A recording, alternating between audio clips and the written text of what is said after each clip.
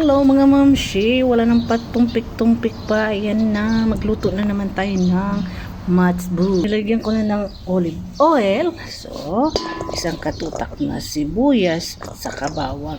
Ayan na, dinamihan ko na at wala nang halos hiwa-hiwa yung ating bawang kasi nga nagmamadali ako. Mamadali na ako kasi umaambon na dito sa labas mga guys, kasi kaya pinadamadalian ko na lang ang pagluto.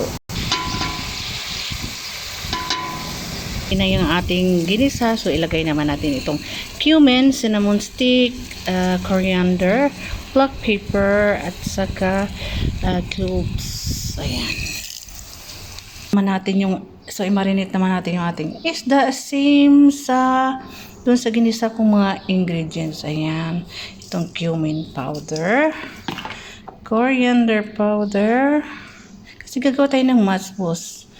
And then black pepper powder, a little bit Arabic spice. Ganyanin lang natin para mag-mix yung ating mga isda sa ating ingredients. One more thing I forgot to add is ito, turmeric powder. I think those ingredients are ready. Ready na itong ating onion. Put it our fish.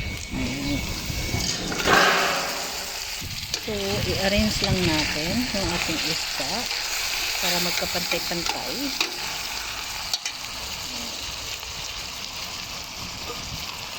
Takpan natin.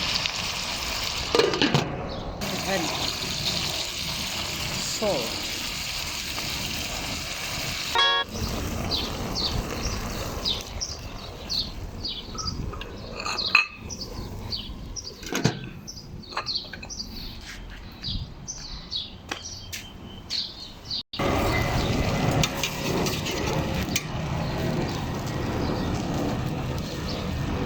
Itong isda iset aside sa nato, no?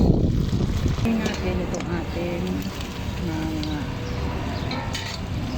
ayan.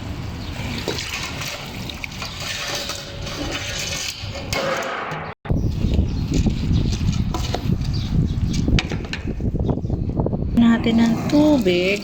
Ayan. Natin ilagay ang ating isda. Dagdan.